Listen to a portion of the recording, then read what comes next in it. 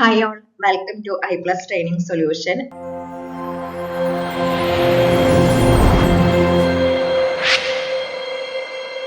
നമ്മൾ നോക്കിക്കൊണ്ടിരിക്കുന്നത് category 3 physical സയൻസിന്റെ കഴിഞ്ഞ തവണത്തെ ക്വസ്റ്റ്യൻ പേപ്പർ ആണ്. അപ്പോൾ ഏകദേശം ആദ്യത്തെ ക്വസ്റ്റ്യൻസ് നമ്മൾ ചെയ്തു. ഇനി ബാക്കിയുള്ള ക്വസ്റ്റ്യൻസും കൂടെ നമുക്ക് നോക്കാം. ഓക്കെ, അപ്പോൾ നോക്കുക, ക്വസ്റ്റ്യൻ ഇതാണ്. The following are nichrome wires. ഇവിടെ നോക്കുക, ഇവിടെ PQRS എന്ന് പറഞ്ഞിട്ടുള്ള 4 നിക്രോം വയേഴ്സ് ആണ് തന്നിരിക്കുന്നത്. എന്നിട്ട് ഓപ്ഷൻ നോക്കുക. P has the highest resistivity, S has the highest resistivity, R has the highest resistivity, all of them have the same resistivity. Okay, ഇവിടെ ആൻസർ ഏതായിരിക്കും വരുന്നത്? നമുക്കിവിടെ ഹിന്റ് തന്നിരിക്കുന്നത് എന്താ? ഇതെല്ലാം നിക്രോം വയേഴ്സ് ആണ്. നമ്മളിവിടെ എന്തിനെയാണ് കണക്ട് ചെയ്യേണ്ടത്? റെസിസ്റ്റിവിറ്റിനെയാണ് കണക്ട് ചെയ്യേണ്ടത്, ശരിയല്ലേ? അപ്പൊ റെസിസ്റ്റിവിറ്റി എന്ന് പറഞ്ഞിട്ടുണ്ടെങ്കിൽ എന്തിനെ ഡിപ്പെൻഡ് ചെയ്യുന്ന നമുക്കറിയാം. റെസിസ്റ്റിവിറ്റി എന്ന് പറഞ്ഞിട്ടുണ്ടെങ്കിൽ resistivity is an intrinsic property of a material, meaning it depends only on material itself. എന്തിനെ മാത്രമാണ് റെസിസ്റ്റിവിറ്റി ഡിപ്പെൻഡ് ചെയ്യുന്നുള്ളൂ? മെറ്റീരിയലിനെ മാത്രമാണ് ഡിപ്പെൻഡ് ചെയ്യുന്നുള്ളൂ. അവിടെ ഏതിനെയൊക്കെയാണ് ഇൻഡിപെൻഡന്റ് ആയിട്ടുള്ളത്? അവിടെ ഷേപ്പിനെയോ സൈസിനെയോ ഒന്നും ഡിപ്പെൻഡ് ചെയ്യുന്നില്ല.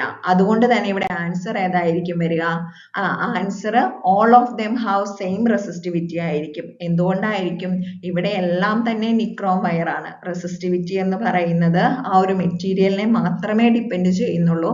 അതുകൊണ്ട് തന്നെ ഇവിടെ എല്ലാം നിക്രോം വയർ ആയതുകൊണ്ട് ഓപ്ഷൻ ഡി ആയിരിക്കും കറക്റ്റ് ആയിട്ടുള്ള ആൻസർ. അവിടെ സൈസിനോ ഷേപ്പിനോ യാതൊരു പ്രാധാന്യവുമില്ല.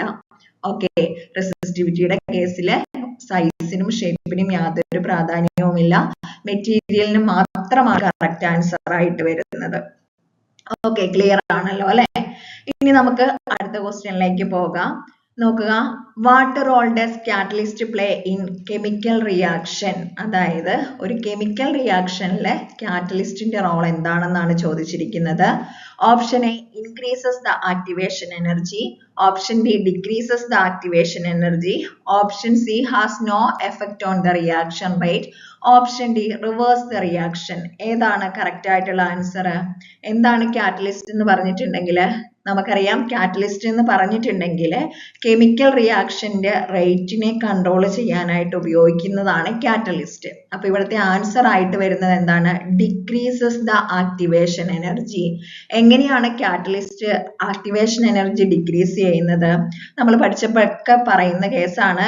കാറ്റലിസ്റ്റ് എന്ന് പറയുന്നത് എന്ത് ചെയ്യുന്നില്ല? ഡയറക്റ്റ് ആയിട്ട് കെമിക്കൽ റിയാക്ഷനിൽ പങ്കെടുക്കുന്നില്ല, ശരിയല്ലേ? കെമിക്കൽ റിയാക്ഷനിൽ പങ്കെടുക്കുന്നില്ല.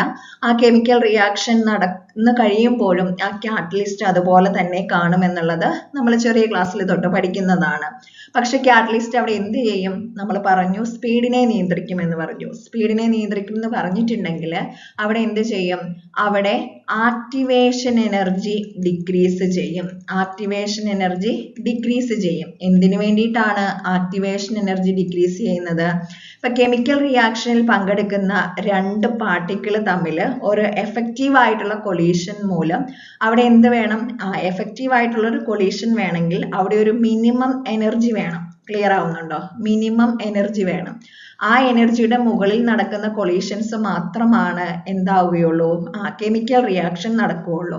അപ്പൊ ഈ ആക്ടിവേഷൻ എനർജി കുറച്ച് കഴിഞ്ഞിട്ടുണ്ടെങ്കിൽ ഈ ഒരു മിനിമം എനർജിയുടെ ലെവൽ അവിടെ കുറയും. അപ്പൊ കൂടുതലായിട്ടുള്ള പാർട്ടിക്കിൾസിന് എന്ത് ചെയ്യാൻ പറ്റും? എഫക്റ്റീവ് ആയിട്ടുള്ള കൊളീഷൻ നടത്താനായിട്ട് പറ്റും. അങ്ങനെ കെമിക്കൽ റിയാക്ഷന്റെ റേറ്റ് ഇൻക്രീസ് ചെയ്യാനായിട്ട് സാധിക്കും. അങ്ങനെയാണ് കാറ്റലിസ്റ്റ് കെമിക്കൽ റിയാക്ഷന്റെ റേറ്റ് ഇൻക്രീസ് ചെയ്യുന്നത്. അപ്പൊ ഇവിടെ കാറ്റലിസ്റ്റ് എന്ത് ചെയ്യും? Decrease the activation energy. Okay, അപ്പൊ ആൻസർ ഏതാണെന്ന് ക്ലിയർ ആയെന്ന് വിചാരിക്കുന്നു.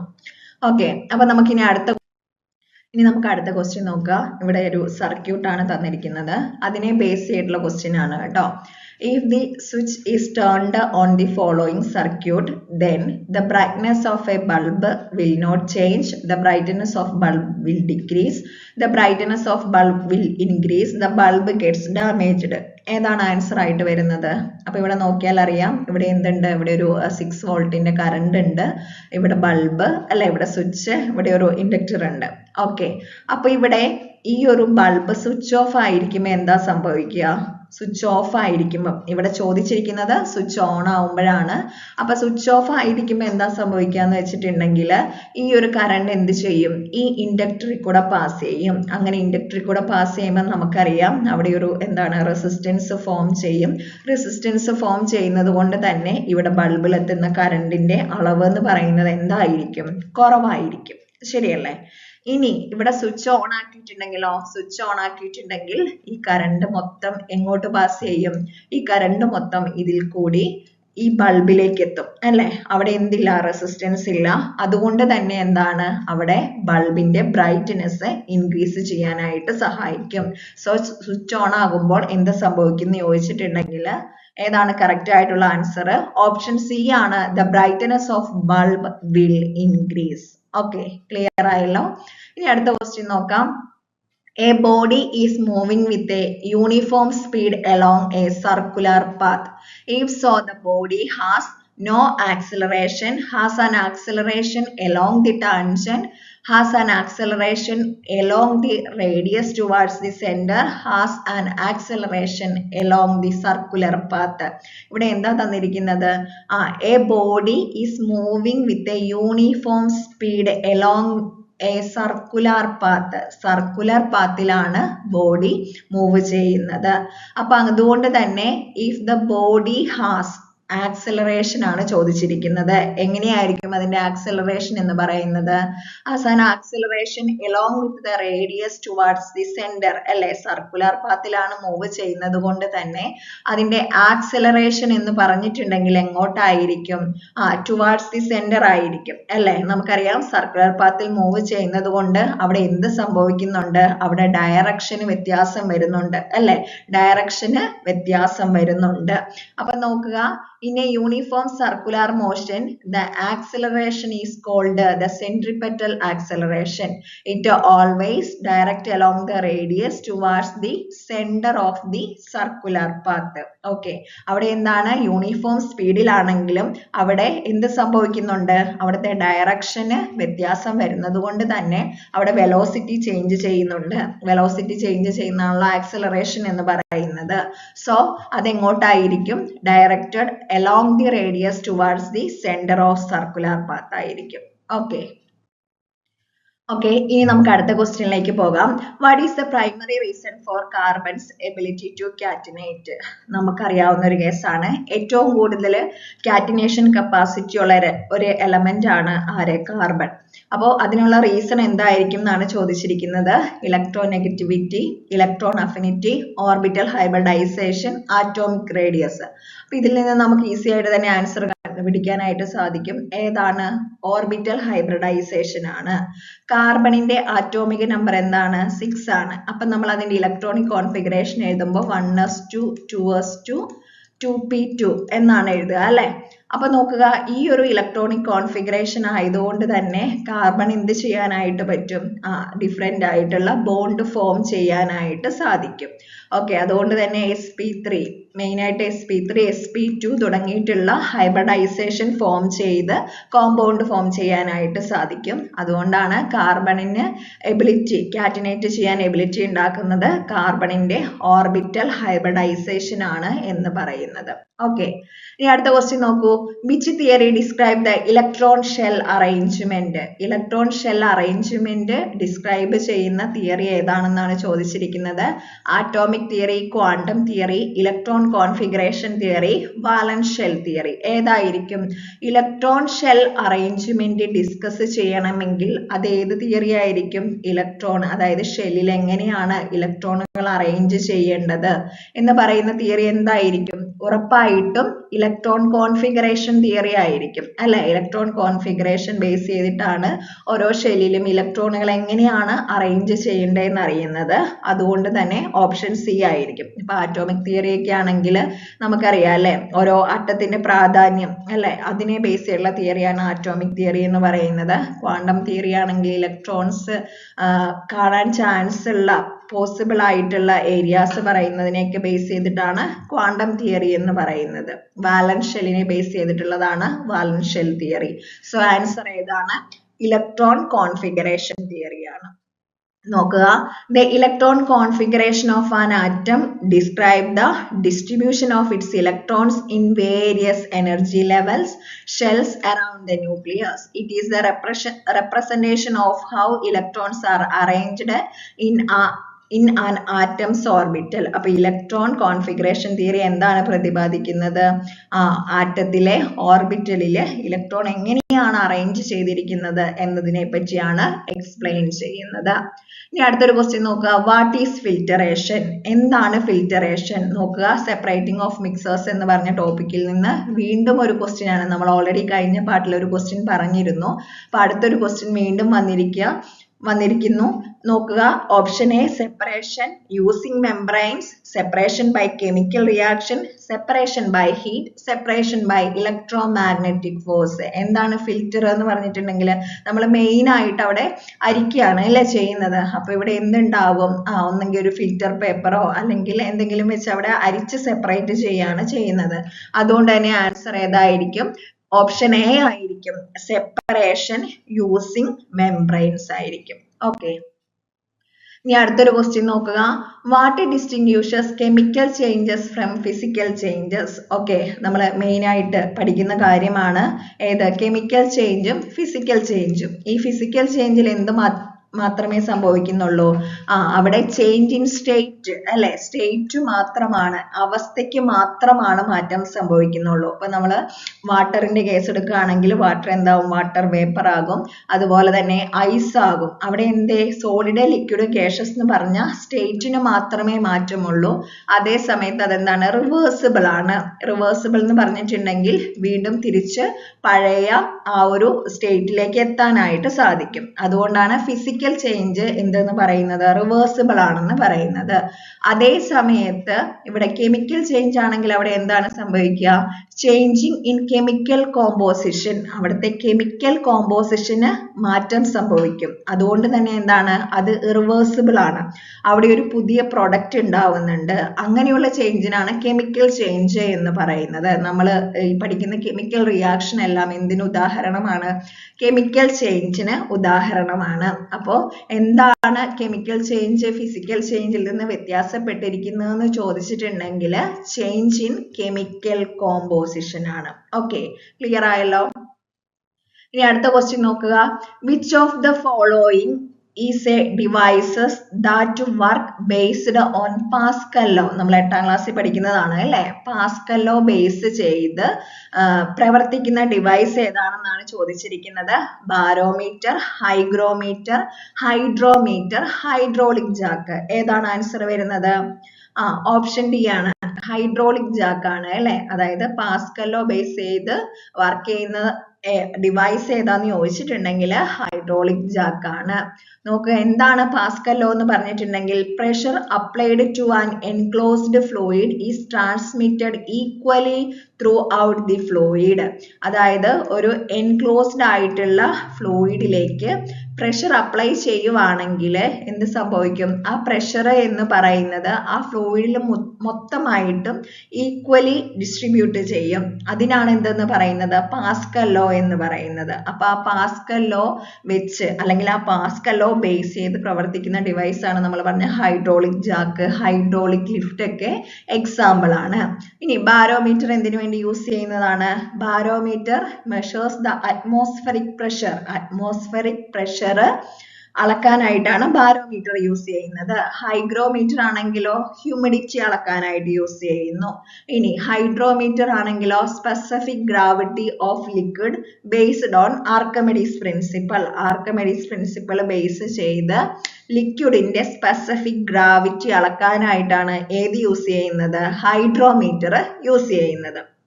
ഓക്കെ, അപ്പൊ ക്ലിയർ ആണല്ലോ? പാസ്കൽ ലോ വളരെ ഇമ്പോർട്ടന്റ് ആണ്. എല്ലാ തവണയും തന്നെ ഇതിനെ ബേസ് ചെയ്തിട്ട് ക്വസ്റ്റ്യൻ വരുന്നതാണ്.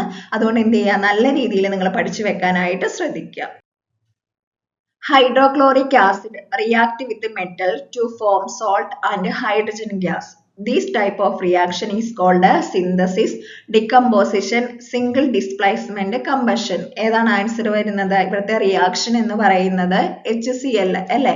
HCl ഏതെങ്കിലും ഒരു മെറ്റലുമായിട്ട് റിയാക്ട് ചെയ്യുവാണ്. എക്സാമ്പിൾ ആയിട്ട് എന്താണ്? സിങ്കുമായിട്ട് റിയാക്ട് ചെയ്യുകയാണെന്ന് വിചാരിക്കുക. അങ്ങനെയാണെങ്കിൽ ഇവിടെ എന്ത് സംഭവിക്കും? ഇവിടെ എന്താ സംഭവിക്കുന്നത്?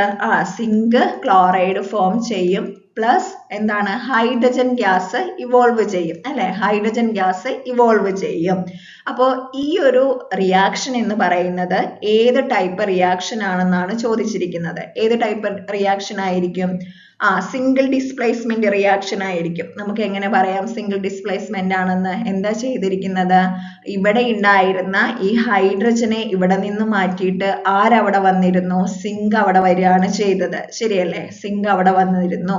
അപ്പൊ അങ്ങനത്തെ റിയാക്ഷൻ ആണ് എന്തെന്ന് പറയുന്നത്? സിംഗിൾ ഡിസ്പ്ലേസ്മെന്റ് റിയാക്ഷൻ എന്ന് പറയുന്നത്. സോ ആൻസർ ഏതാണ്? ഓപ്ഷൻ സി ആണ്. ഓക്കെ, ഇനി നമുക്ക് റിയാക്ഷൻ സിന്തസിസ് ആണോ എന്നുള്ളത് എങ്ങനെ ഐഡന്റിഫൈ ചെയ്യാനായിട്ട് പറ്റും നോക്കുക.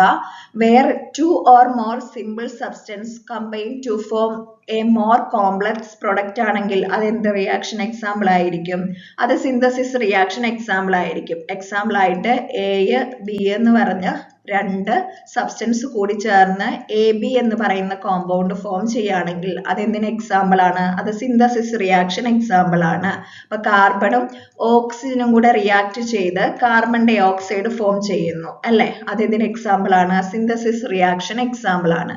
ഇനി അടുത്തത് ഡികമ്പോസിഷൻ ആണെങ്കിലോ? ഡികമ്പോസിഷൻ ആണെങ്കിൽ നേരെ ഓപ്പോസിറ്റ് ആണ്. AB പ്രൊഡക്റ്റ് വിഘടിച്ചിട്ട് എന്തായിട്ട് മാറുന്നു? Aയും ബിയുമായിട്ട് മാറുന്നു. ഇതാണ് എന്തിന് എക്സാമ്പിൾ? ഡികമ്പോസിഷൻ എന്ന് പറയുന്നത്. ഇപ്പൊ നമ്മുടെ ഇലക്ട്രോളിസിസ് ഓഫ് വാട്ടർ എന്തിന് എക്സാമ്പിൾ ആണ്? ഡികമ്പോസിഷൻ എക്സാമ്പിൾ ആണ്. ഇവിടെ നോക്കുക, 2H2O എന്ന് പറയുന്ന വാട്ടർ വിഘടിച്ചിട്ട് എന്തായിട്ട് മാറുന്നു? H2ഉം O2ഉമായിട്ട് വിഘടിക്കുന്നു. ഓക്കെ, ഇതാണ് ഡികമ്പോസിഷൻ റിയാക്ഷൻ എന്ന് പറയുന്നത്. സിംഗിൾ ഡിസ്പ്ലേസ്മെന്റ് നമ്മൾ പറഞ്ഞിരുന്നു. ഇനി അടുത്തത് കമ്പഷൻ ആണെങ്കിലോ?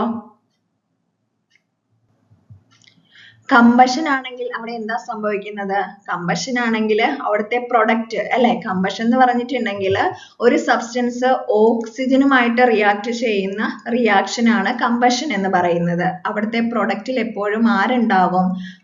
വാട്ടറും അതുപോലെ തന്നെ കാർബൺ ഡൈ ഓക്സൈഡും ഉണ്ടാകും. അങ്ങനത്തെ റിയാക്ഷൻ ആണ് എന്തെന്ന് പറയുന്നത്? കമ്പഷൻ റിയാക്ഷൻ എന്ന് പറയുന്നത്. ഓക്കെ, ക്ലിയർ ആയല്ലോ? അപ്പോൾ ഈ പല ടൈപ്പ് റിയാക്ഷൻസ് നമുക്ക് അറിഞ്ഞിരിക്കണം. അതുപോലെ തന്നെ ഇക്വേഷൻ തന്നിട്ടുണ്ടെങ്കിൽ ഏത് റിയാക്ഷൻ ആണ് എന്നുള്ളത് ഐഡന്റിഫൈ ചെയ്യാനായിട്ട് പഠിക്കണം. ഓക്കെ,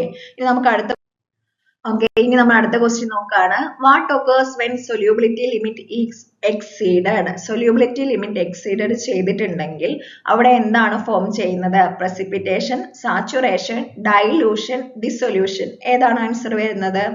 precipitation ആണ് അല്ലേ?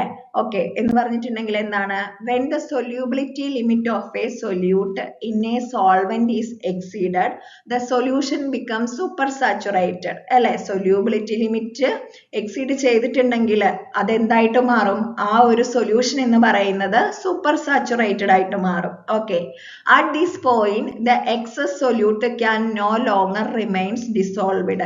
അങ്ങനെയാണെങ്കിൽ സൂപ്പർ സാച്ചുറേറ്റഡ് ആണെങ്കിൽ എന്ത് സംഭവിക്കും? റിമൈനിങ് ആയിട്ടുള്ള സൊല്യൂട്ടിന് എന്ത് ചെയ്യാൻ പറ്റില്ല? ആ ഒരു സോൾവെന്റിലേക്ക് ഡിസോൾവ് ചെയ്യാനായിട്ട് പറ്റത്തില്ല. അപ്പൊ അവിടെ എന്താണ് സംഭവിക്കുക? Will separate from the solution forming a solid. അത് ആ ഒരു സോൾവെന്റിൽ നിന്ന് അല്ലെങ്കിൽ ആ ഒരു സൊല്യൂഷനിൽ നിന്ന് സെപ്പറേറ്റ് ചെയ്തിട്ട് അവിടെ എന്താണ്? ഒരു സോളിഡ് ആയിട്ട് ഫോം ചെയ്ത് മുകളിൽ കാണാം. അതിനെയാണ് നമ്മൾ എന്തെന്ന് പറയാ? precipitation എന്ന് പറയുന്നത്. ഓക്കെ, ക്ലിയർ ആയല്ലോ? ഓക്കെ, ക്വസ്റ്റ്യൻ നോക്കുക. The figure shows a wave generated in 0.2 second. The speed of the wave is. ഇവിടെ ഒരു പിക്ചർ തന്നിട്ടുണ്ട്. എന്താണ് തന്നിരിക്കുന്നത്? ഫിഗർ 2.2 സെക്കൻഡിൽ ജനറേറ്റ് ചെയ്തിട്ടുള്ള ഒരു വേവിന്റെ ഫിഗർ ആണ് തന്നിരിക്കുന്നത്. ഓക്കെ, അപ്പൊ ഇതിൽ നിന്ന് എന്ത് കണ്ടുപിടിക്കാനാണ് പറഞ്ഞിരിക്കുന്നത്? സ്പീഡ് കണ്ടുപിടിക്കാനാണ് പറഞ്ഞിരിക്കുന്നത്. വളരെ ഈസി ആയിട്ട് നമുക്കിത് കണ്ടുപിടിക്കാനായിട്ട് സാധിക്കും. സ്പീഡിന്റെ ഇക്വേഷൻ എന്ന് പറഞ്ഞിട്ടുണ്ടെങ്കിൽ എന്താണ്? ഡിസ്റ്റൻസ് ബൈ ടൈം ആണ് അല്ലെ? Total distance by total time ആണ്. ഇവിടെ ഡിസ്റ്റൻസ് എന്ന് പറഞ്ഞിട്ടുണ്ടെങ്കിൽ ഇവിടെ തന്നിട്ടുണ്ട് എത്രയാണ്? 8 മീറ്റർ ആണ്. ശരിയല്ലേ? ഈ 2.2 സെക്കൻഡ് കൊണ്ട് ഈ വേവ് സഞ്ചരിച്ച ദൂരം എന്ന് പറയുന്നത് 8 മീറ്റർ ആണ്. ഇനി ടൈം ആണെങ്കിലോ 0.2 സെക്കൻഡ് ആണ്. ശരിയല്ലേ? അപ്പൊ എന്ത് വരും? 8 ഡിവൈഡഡ് ബൈ 0.2 വരും. അപ്പൊ ഈ പോയിന്റ് മാറ്റാനായിട്ട് നമ്മൾ ഇൻറ്റു 10 ചെയ്യുകയാണെങ്കിൽ ഇവിടെ എങ്ങനെ വരും? 80 ഡിവൈഡഡ് ബൈ 2 എന്ന് വരും. അപ്പൊ എത്രയാണ് ആൻസർ വരിക? 40 മീറ്റർ പെർ സെക്കൻഡ് എന്ന് വരും. ക്ലിയർ ആയോ? വളരെ എളുപ്പമല്ലേ? അപ്പൊ ആൻസർ ഏതാണ്? ഓപ്ഷൻ ബി ആണ് കറക്റ്റ് ആയിട്ടുള്ള ആൻസർ.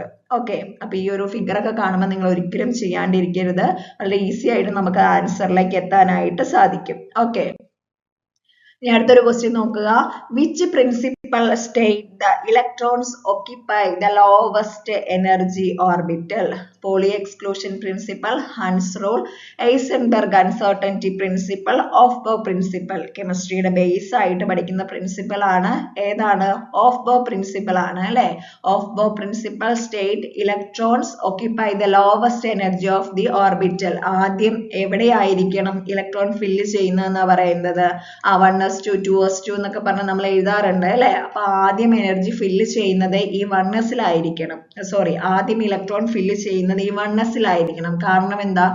1sനാണ് എനർജി കുറവ്. അതുകൊണ്ട് തന്നെ എനർജി കുറവായിട്ടുള്ള ഓർബിറ്റലിൽ വേണം ആദ്യം ഇലക്ട്രോൺ ഫില്ല് ചെയ്യാൻ. ഏത് പ്രിൻസിപ്പൽ അനുസരിച്ച്? ഓഫ് ബോ പ്രിൻസിപ്പൽ അനുസരിച്ച്. സോ ആൻസർ ഏതാണ്? ഓപ്ഷൻ ഡി ആണ് വരുന്നത്.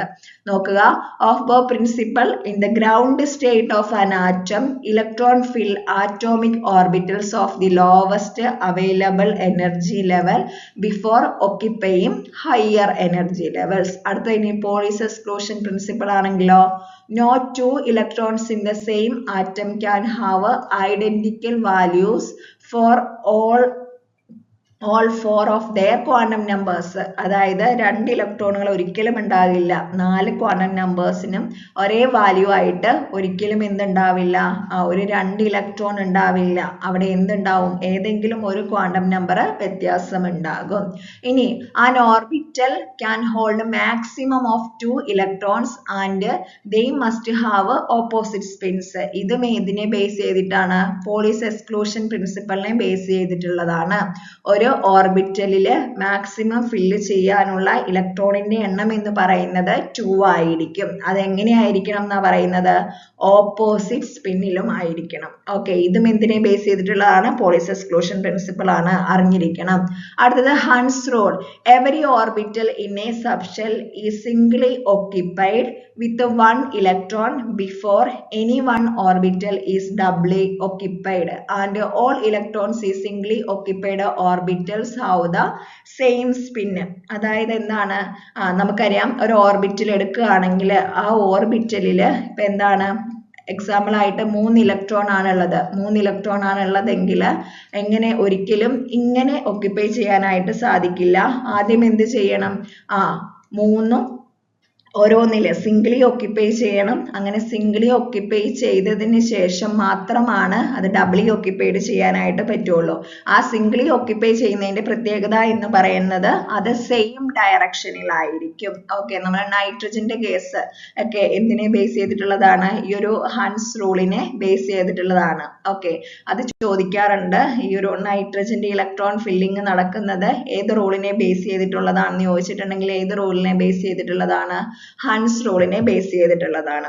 ഓക്കെ, ഇനി Heisenberg uncertainty principle. It is impossible to simultaneously determine with the perfect accuracy both the position and momentum of a particle such as an electron.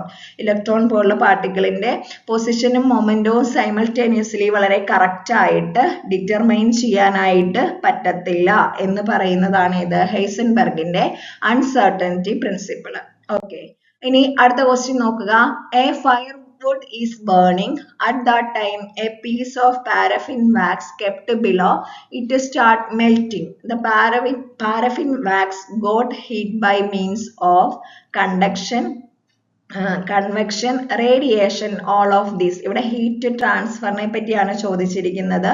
Firewood burn ചെയ്യാണ്, അതിന്റെ അടിയിലിരിക്കുന്ന paraffin wax എന്ന് പറയുന്നത് ഉരുകുകയാണ്. Okay, അപ്പോ അത് ഏത് type heat ട്രാൻസ്ഫറിന്, ഏത് mode of ട്രാൻസ്ഫറിന് example ആണെന്നാണ് ചോദിച്ചിരിക്കുന്നത്. Conduction, convection, radiation. ഏതായിരിക്കും? റേഡിയേഷൻ ആയിരിക്കും. നോക്കുക, firewood is burning, it emits heat in the form of electromagnetic waves. അല്ലെ, ഈ ഫയർവുഡ് ബേൺ ചെയ്യുമ്പോൾ അവിടെ നിന്ന് ഹീറ്റ് എന്ത് ചെയ്യും? റിലീസ് ആവും, ഇലക്ട്രോമാഗ്നറ്റിക് വേവ്സ് ആയിട്ട്. അപ്പൊ അതിനെയാണ് നമ്മൾ എന്തെന്ന് പറയാ? റേഡിയേഷൻ എന്ന് പറയാ. ഇലക്ട്രോമാഗ്നറ്റിക് വേവ്സ് പാസ് ചെയ്യുന്നതിനാണ് റേഡിയേഷൻ എന്ന് പറയുക.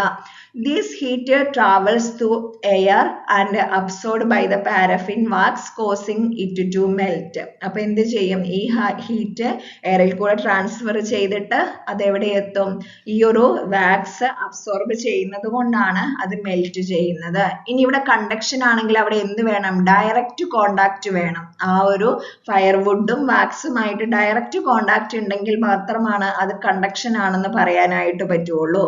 ഇനി അടുത്തതോ കൺവെക്ഷൻ ആണെങ്കിലോ? കൺവെൻഷൻ ആണെങ്കിൽ അവിടെ എന്താണ്? കൺവെൻഷൻ എന്ന് പറയുന്നത് മൂവ്മെന്റ് ഓഫ് ഫ്ലൂയിഡ്സ് അല്ലെ, മെയിൻ ആയിട്ട് ലിക്വിഡ്സിലും ഗ്യാസസിലൊക്കെയാണ് ഏത് നടക്കുക? കൺവെക്ഷൻ നടക്കുക. സോ ഇവിടുത്തെ ആൻസർ വരുന്നത് റേഡിയേഷൻ ആണ് കേട്ടോ.